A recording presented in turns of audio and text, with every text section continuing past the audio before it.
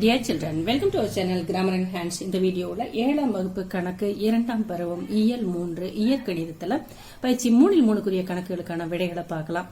பயிற்சி 3 ஃபர்ஸ்ட் கணக்கு கோடிட்ட இடங்களை நிரப்புக.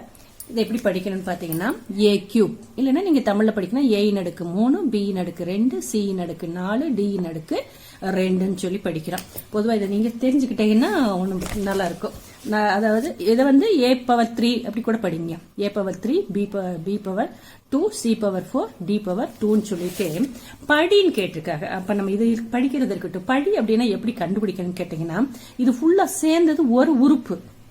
சரிங்களா? 4 இருந்துச்சு ஏபிசிடி இருந்தா தனித்தனி கிடையாது. இது ஃபுல்லா சேர்ந்தது. இப்ப இந்த கணக்கு கம்பேர் பண்ணீங்கன்னா ஈஸியா இருக்கு. இப்ப இங்க பிளஸ் இருக்குன்னா இது ஒரு உறுப்பு, இது ஒரு உறுப்பு, இது ஒரு உறுப்பு. சரியாப்பா? ஆனா இது ஃபுல்லா சேர்ந்தது ஒரு உறுப்பு. அப்ப ஒரு படி கேட்டாங்கன்னா இந்த அடுக்குகளை எல்லாம் கூட்டிக்கணும். 3 2 5 5 4 9 9 2 11ன்னு சொல்லி எழுதணும். மாறிலி உறுப்பு, மாறிலின்னு என்ன? நம்பர். அந்த நம்பரோட படின்னு கேக்குறாங்க. நம்பருக்கு அடுக்கு என்ன இருக்கு? 0. இதுல பாத்தீங்கன்னா 3z² y plus 2x minus 3 என்னும் கோவையின் அதிகபட்ச படி உள்ள தலையாய உறுப்பின் கீழ். நிறைய வார்த்தைகள் கேட்டிருக்காங்க. அப்ப படின்னு சொல்லும் போது இது கூட்டி பாருங்க. z² 2, y ஒண்ணுமே இல்லைன்னா 1 இருக்கிறது அர்த்தம். அப்ப 2 1 3. இங்க வந்து என்ன இருக்குது? ஒரு எக்ஸ்னா எக்ஸ் பவர் 1ன்னு அர்த்தம். அப்ப 1. அப்ப இங்க 3 இருக்குது, இங்க 1 இருக்கு. அப்ப இதுதான் என்னது? அதிகபட்ச படி இருக்குது. ரைட்டா? அதை கண்டுபிடிச்சிட்டு அவங்க கேட்கறது படி என்னன்னு கேட்கல. தலையாய உறுப்பின் கெழு. கெழுங்கிற ஒரு வார்த்தை இன்ட்ரோடியூஸ் பண்ண. கெழுன்னா என்னன்னா முன்னாடி இருக்கிற நம்பர் என்ன இருக்கு? 3. அப்ப கெழு வந்து 3. அப்ப இந்த கோவையை கொடுத்து இந்த கோவையினுடைய படின்னு கேட்டாங்கன்னா நீங்க என்ன எழுதணும்? 2 1 3ன்னு எழுதணும். படி 3 தான் வருது. இதனுடைய கெழுன்னு கேட்டாலும் நம்ம என்ன பண்ணலாம்? 3 தான் வருது. சரியா தவறா பாத்தீங்கன்னா m² n மற்றும் mn² படிகள் சமமானவை. கூட்டி பாருங்க. m² ஏற்கனவே சொன்ன மாதிரி ஒண்ணுமே போடலைன்னா 1 இருக்கிறது அர்த்தம். அப்ப 2 1 3, இங்க 1 2 3. அப்ப ரெண்டுக்குமே படி சமம் தானே, அதனால சரி. 7a² b மைனஸ் மற்றும் -ab² ஆகியவை ஒத்த உறுப்புகள் சொல்றாங்க. ஒத்த உறுப்புகள் ஒரே மாதிரி வரணும். இங்க a² இருக்குது, இங்க a இருக்குது, இங்க b இருக்குது, இங்க b² இருக்குது. ஒரே மாதிரி இருக்கா? இல்லையே. அதனால இது ஒத்த உறுப்புகள் அல்ல. தவறு. அப்ப -4x² yz என்னும் கோவையின் படி -4ன்னு கேட்டிருக்காங்க. கெழுதான் -4. அந்த முன்னாடி சொன்ன நிலையை இங்க பார்த்தோம் இல்லையா? அந்த முன்னாடி இருக்கிற நம்பரை வந்து என்ன சொல்லுவோம்? கெழுன்னு சொல்லுவோம். படின்னு சொல்லும் போது இங்க எக்ஸுக்கு 2, ஒய்க்கு 1, இசட்டுக்கு 1. அப்ப 2 1 3 1 4 வரணும். -4ங்கிறது தவறு. அடுத்த கொஸ்டின்மா, ஒரு கோவையின் படி என்பது ஏதேனும் ஒரு முழுக்களாக இருக்கு. உடம்பு படி அப்படின்னு சொன்னா ஒரு முழு நம்பரா வரும். சரியா? இங்க பின்வரும் உறுப்புகளின் படியை காண்கன்னு கேட்டிருக்காங்க. அதெல்லாம் ரொம்ப ஈஸி, நம்ம போட்டலாம். இப்ப நம்ம எழுதி இருக்கிறோம். -5x² படி.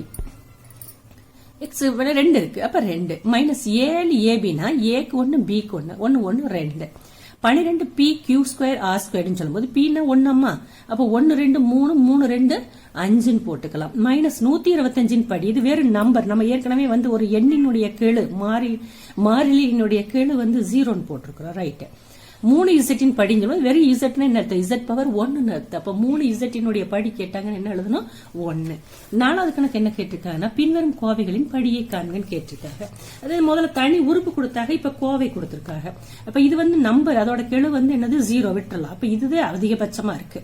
அப்ப 3x² + 2x + 1 படின்னு சொல்லும் போது இங்க வந்து 1 தான் இருக்குது, இங்க வந்து 2 இருக்குது. அப்ப படி.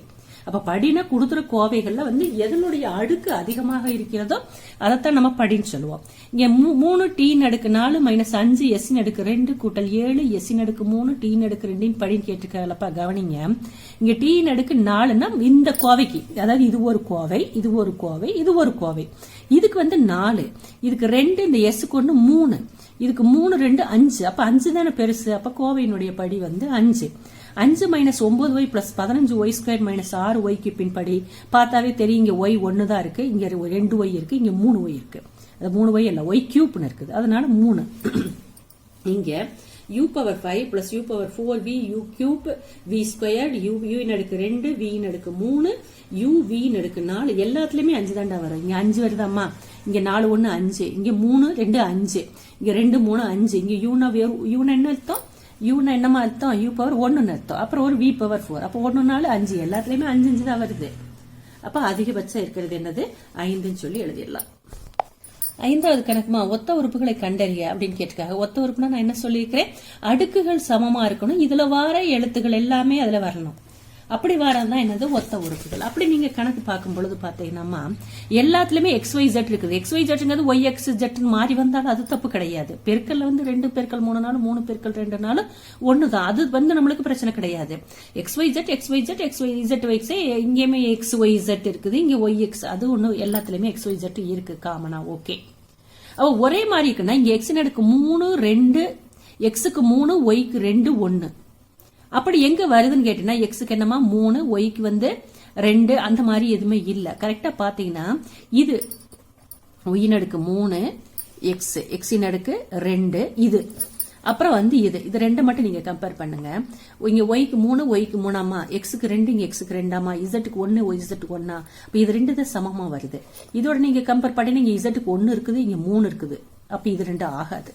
இங்க Xக்கு 2 இருக்குது இங்க 3 இருக்குது, இது ஆகாது.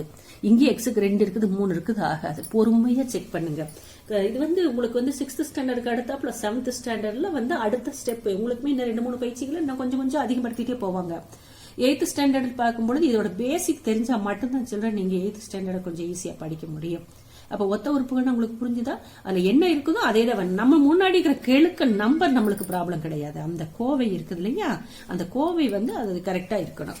அடுத்தது 6வது, பின்வரும் கோவைகளை கூட்டி அதன் படி 2 வேளை நம்மளுக்கு கொடுத்துருக்காங்க கோவை. முதல்ல நீங்க கூட்டுங்க, கூட்டிட்டு அப்புறம் படிக்காங்கன்னு கேட்டிருக்காங்க. அப்ப நம்ம கரெக்டா எழுதுறோம். 3m² n + 4p², 5m² 1 - 2p² போட்டலாம். கூட்டும் போதுரா இப்ப இது ரெண்டுமே pq², ரெண்டுமே pq², ரைட். ஒத்த கோவைகளை தான் நம்ம கூட்ட முடியும். இங்க m² n m² n இதுவும் ஒத்த கோவைகள் தான். கூட்டும் போது இந்த கோவை பிரச்சனை கிடையாது. இங்க +4 -2 நம்ம ரீகால் பண்ணி பாருங்க. மாறுபட்ட குறிகளை கூட்டும் பொழுது பெரிய எண்ணிலிருந்து சிறிய எண்ணை கழித்து பெரிய எண்ணினுடைய குறியை போட வேண்டும். அப்ப 2p². இது ரெண்டும் ஒரே குறி. அப்ப 3m² என்னமோ 5m² என்ன சேர்ந்து 3 5 8m² ஆயிருது. இப்ப படி பாருங்க. இதை பொறுத்த அளவுக்கு என்னன்னா 2 இங்க ஒரு 1 3 இங்க 1 இங்க ஒரு 2 3 அப்ப ரெண்டுலயுமே 3 வருது. அதிகபட்சமா இருக்கிறது என்னது 3. அப்ப இந்த கூடுதி போட்டுட்டு அதனுடைய படி என்னன்னு கேட்டா என்னது 3ன்னு சொல்லலாம். அடுத்த கணக்கு பாத்தீங்கன்னா பார்க்கும் பொழுதுமா உங்க புக்ல பாத்தீங்கன்னா ஃபர்ஸ்ட் k² அப்புறம் k இங்க நம்பர் இருக்குது, இங்க நம்பர் k² அப்புறம் kன்னு இருக்குது. நம்மளுக்கு தகுந்த மாதிரி எழுதிக்கணும்.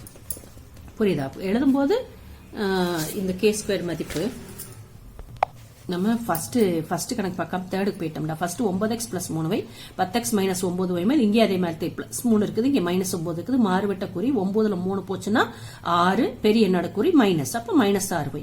10x 9x கூட்டினா 19x. இங்கே xக்கு 1 தான் இருக்குது, இங்கே yக்கு 1 தான் இருக்குது. படி 1. இதுதான் இந்த சொன்னது 2வது கணக்கு. 2வது கணக்குல இப்படி மாத்தி கொடுத்திருந்தாங்க. 23 21 அப்படி கொடுத்திருந்தாங்க. நம்ம நேருக்கு நேரம் எழுதிக்கலாம். k ஒரு பக்கம், k² ஒரு பக்கம், நம்பர்லாம் ஒரு பக்கம். இப்ப நான் என்ன பண்ணிட்டேன்னா இந்த ஃபர்ஸ்ட் கோவை நான் அப்படியே எழுதிக்கிட்டேன். 2வது கோவை என்னன்னா நாம இந்த குறியும் சேர்த்தி கொண்டு வரணும். நீங்க டக்குன்னு 2k² போட்டீங்கன்னா தப்பாயிரும்.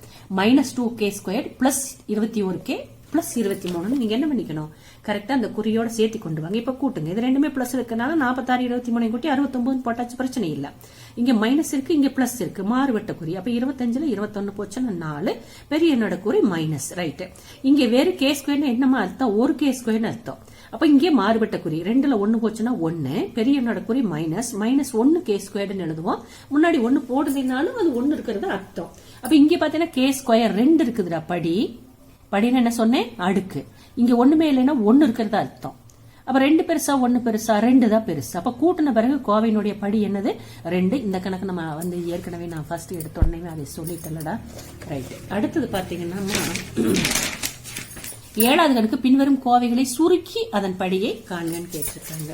இதுல பாத்தீங்கன்னா இந்த மாதிரி கொடுத்து மைனஸ் கொடுத்துருக்காங்க. இதுல நீங்க என்ன கான்செப்ட் பண்ணணும்னா இதுல இருந்து இது வரைக்கும் அப்படியே நம்ம எழுதிக்கணும், ஒன்னும் பிரச்சனை இல்லை.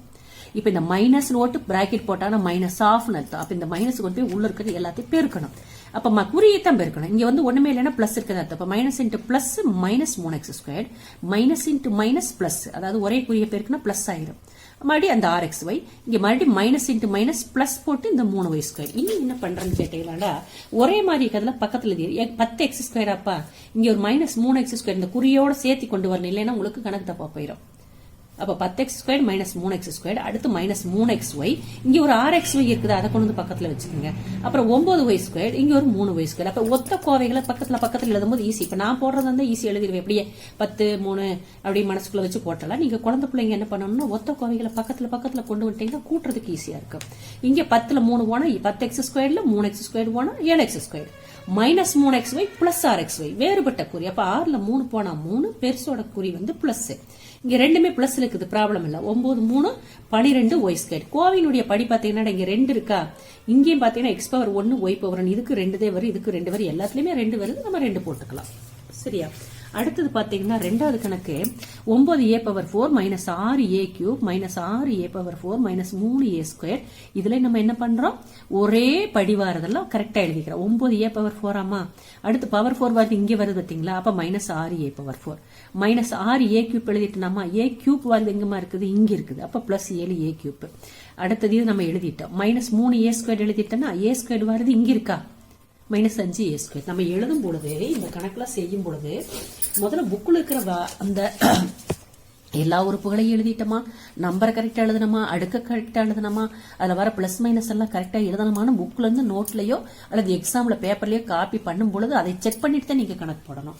இந்த இடத்துல நான் அடிச்சு விட்டுருக்கேன்னா நான் அந்த ஒரு குறி தப்பு பண்ணிட்டேன், அதனால எனக்கு விட வரல. சரியா? அப்ப இப்ப பாருங்க, இன்னி பிரச்சனை இல்ல. 9a²ல 6a, 9a அடுக்கு 4ல 6a அடுக்கு 4 போச்சுன்னா 9ல 6 போனா 3, ரைட். இங்க மைனஸ் அப்பா, இங்க பிளஸ் அப்பா, அப்ப 7ல 6 போச்சுன்னா 1 a³, 7a³ 6a³ போனா 1a³, அந்த 1 போடுற வேண்டியது இல்லைன்னு நான் சொல்லியிருக்கிறேன். ரைட்டாமா? இங்க மைனஸ், இது பிளஸ்ப்பா, அப்ப 5ல 3 போனா 2, 5a²ல 3a² போனா 2a². படி கேட்கும் பொழுது கோவையினுடைய படி கேட்கும் பொழுது தப்பா எழுதியிருக்கிறேன் பாருங்க. கோவையினுடைய படி சொல்லும் பொழுது இருக்குல்ல பெருசு 4 தாண்டா, இப்ப படி எவ்வளவு வரணும், 4. அடுத்து மூணாவது கணக்கு இந்த மாதிரி கொடுத்துட்டு போறாங்க. நம்மளுக்கு என்ன, இப்ப 2 பிராக்கெட் இருக்கிறதுனால நான் என்ன கவனமா கவனிங்க. இந்த ஃபர்ஸ்ட் இருக்கிறது அப்படியே எழுதிட்டேன், மைனஸ் அப்படியே எழுதி வச்சுட்டு இந்த ஸ்கொயர் பிராக்கெட் அப்படி போட்டு 8x எங்கேயே போட்டேன். முதல்ல இதை முடிக்கலாம், ஃபர்ஸ்ட் இதை மட்டும் முடிக்கணும், அப்புறம் இதை முடிக்கணும். இப்ப இந்த 8x அப்படியே வச்சுட்டு இந்த மைனஸ் 5 மைனஸ் உள்ள கொண்டு போய் மைனஸ் 5x² இருக்குன்னா மைனஸ் 5x², இங்க மைனஸ் இருக்குன்னா பிளஸ் 8. புரியுதா? குறியும் பெருகிட்டு நம்பர் போட்டேன். அடுத்து மறுபடியும் இது 2 அப்படி வச்சுட்டு இந்த மைனஸ் உள்ள கொண்டு போறோம். மைனஸ் 8x இருக்குன்னா minus 8x, minus into minus plus ஆயிரும் 5x², மைனஸ் பிளஸ் இருக்குன்னா மைனஸ் 8. இனி நம்ம ஒரே மாதிரி கோவையை பக்கத்துல கொண்டு வரோம். 4x², இங்க ஒரு 5x², மைனஸ் 3x, இங்க ஒரு மைனஸ் 8x. இந்த 8 மட்டும் தனியா இருக்குது. 4x², 5x² கூட்டினா 9x². இங்க மாறுபட்ட குறி மைனஸ் 8 பிளஸ் 5, அப்ப 8ல 5 போனா 3, பெரிய எண்ணோட குறி மைனஸ், அப்ப மைனஸ் 3x மைனஸ், சாரி இங்க வந்து மைனஸ் 8x² ஒரே குறிதான். மைனஸை கூட்டினா மைனஸ் 3, மைனஸ் 8 கூட்டினா மைனஸ். புரிஞ்சுக்கோங்க சொல்றேன். கூட்டும் போது பிளஸ் கூட்டினா பிளஸ் வரும், மைனஸை கூட்டினா மைனஸ் வரும். சரியா? இது வந்து கூட்டலுக்கு. இது வேறுபட்ட குறி பிளஸ் மைனஸ்னாலோ அல்லது மைனஸ் பிளஸ் மாறுபட்ட குறி வந்தா என்ன பண்ணணும், பெரிய எண்ல இருந்து சிறிய எண்ணை கழிச்சு பெரிய எண்ணோட குறிய போடணும். இது கூட்டலுக்கு விதி. இப்படி மைனஸ் உள்ள கொண்டு போய், இது வந்து என்னது, கூட்டலுக்கு விதி. இதே பெருக்கலுக்கு என்ன விதின்னு கேட்டீங்கன்னா ஒரே மாதிரி மைனஸையும் பெருக்கணும்னா பிளஸ் வரும், பிளஸ்ஸையும் பெருக்கணும்னாலும் பிளஸ் வரும். மைனஸையும் பிளஸ்ஸையும் அல்லது பிளஸ்ஸையும் மைனஸையும் கூட்டினா மைனஸ். பெருக்களை பொறுத்த அளவுக்கு ஒரே குறினா பிளஸ், அது மைனஸா இருந்தாலும் சரி பிளஸ்ஸா இருந்தாலும் சரி, ஒரே குறினா பிளஸ் வரும், வேறுபட்ட குறினா மைனஸ் வரும். கூட்டலுக்கு பிளஸ்ஸையும் கூட்டினா பிளஸ், மைனஸையும் கூட்டினா மைனஸ், வேறுபட்ட குறினா பெரிய எண்ணு சின்ன எண்ணை கழிக்கணும். அப்ப அந்த வகையில பார்க்கும்போது மைனஸை கூட்டணும். அப்ப மைனஸையும் கூட்டினா மைனஸ். அப்ப என்ன வந்துருது, 8 3 11x இந்த போட்டுறோம். கோவையினுடைய படி இருக்கிறதுலே அதிகபட்சம் என்ன இருக்குது, 2 இருக்கிறதுனால கோவையினுடைய படி 2ன்னு சொல்லி போட்டுறோம். அப்ப இதோட இந்த பயிற்சியில் இருக்கிற கணக்குகள் முடிஞ்சது. இது ரொம்ப பேசிக்கா இருக்குது. இதை கொஞ்சம் பொறுமையா சொல்லி பாருங்க, விளையாட்டா சொல்லி பாருங்க, ஃப்ரெண்ட்ஸோட உட்காந்து டிஸ்கஸ் பண்ணி போட்டு பாருங்க. அப்பதான் நம்மளுக்கு அடுத்தடுத்த பயிற்சிகளை ஈஸியா போட முடியும். தேங்க்யூ சில்ட்ரன், தேங்க்யூ ஃபார் வாட்சிங் அவர் சேனல். நம்மளோட கிராமர் அண்ட் ஹேண்ட் சேனல் இப்பதான் ஃபர்ஸ்ட் டைம் நீங்க பாக்குறீங்கன்னா உங்களுக்கு வந்து 7ஆம் வகுப்புல இருக்கிற அறிவியல் சமூக அறிவியல் வீடியோஸும் நம்மளுடைய சேனல்ல தொடர்ந்து போஸ்ட் பண்ணிட்டு இருக்கோம்.